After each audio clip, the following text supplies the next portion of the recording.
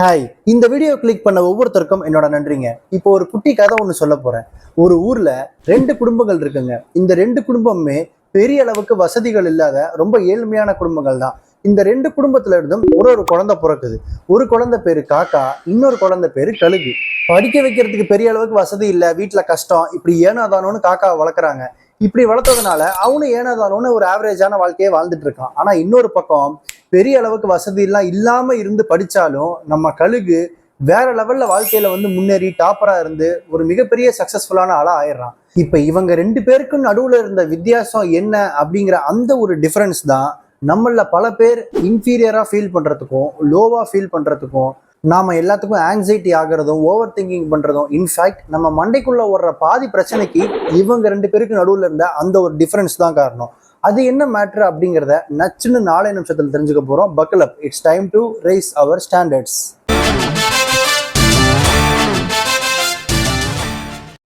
Hello மக்களே, என்ன first time பார்க்குறீங்கன்னா என்னோட பேர் Harish. Welcome to set your standards. இப்போ மேட்ரு என்னன்னா, ஒரு கிளாஸில் 60 பேர் இருக்காங்கன்னு வச்சுப்போமே.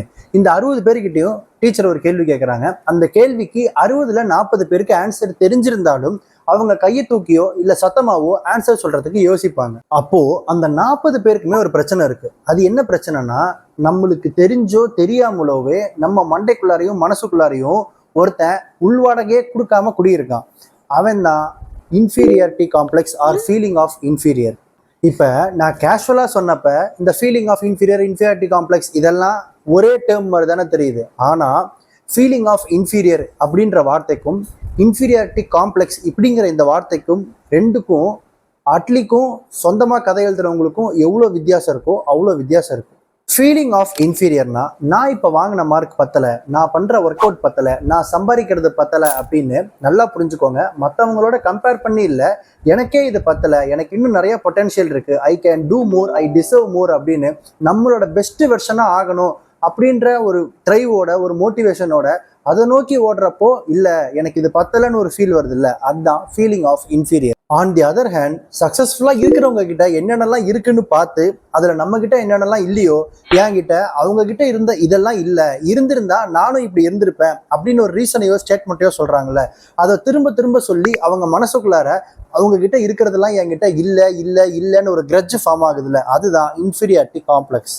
இப்போ நம்ம பார்த்த ஃபர்ஸ்ட் எக்ஸாம்பிள்ல காக்கா இன்ஃபீரியாரிட்டி காம்ப்ளெக்ஸ் இருக்கிறவன். அதனாலதான் நம்ம குடும்பத்துல பெருசா வசதி இல்லை, நம்மளை ஒழுங்கா படிக்க வைக்கல.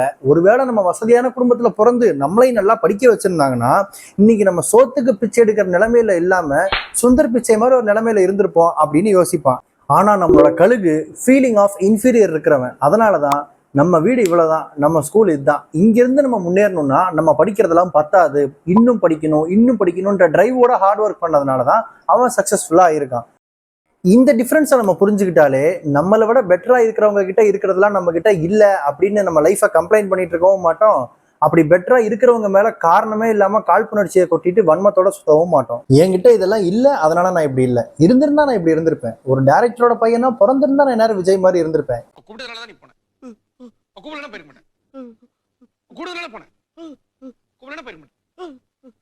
இப்படி நீங்க யோசிக்கிற வரைக்கும் நீங்க குரோவாக போறதும் இல்லை, எந்த சக்சஸையும் பார்க்க போறதும் இல்லை.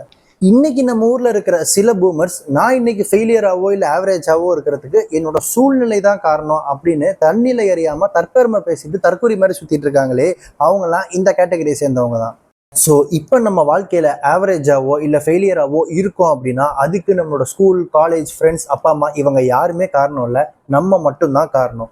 Don't complaint on life, start focusing on yourself. நேற்றை விட இன்னைக்கு பெட்டராக இருந்தோமா, நாளைக்கு எங்கே இருக்கணும் இப்படின்னு உங்களை நோக்கி மட்டும் ஓடுங்க அப்படிங்கிறது தான் இந்த வீடியோவோட டேக்அவே.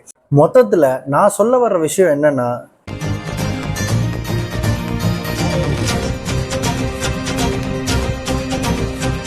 பக்கம் பார்க்கல, கண்ணில் பிளிங்கர்ஸ் போட்டு என் பாதையில நம்ம போயிட்டு இருப்போம். எனக்கு எதிரியும் நான் தான், எனக்கு நண்பரும் நான் தான்.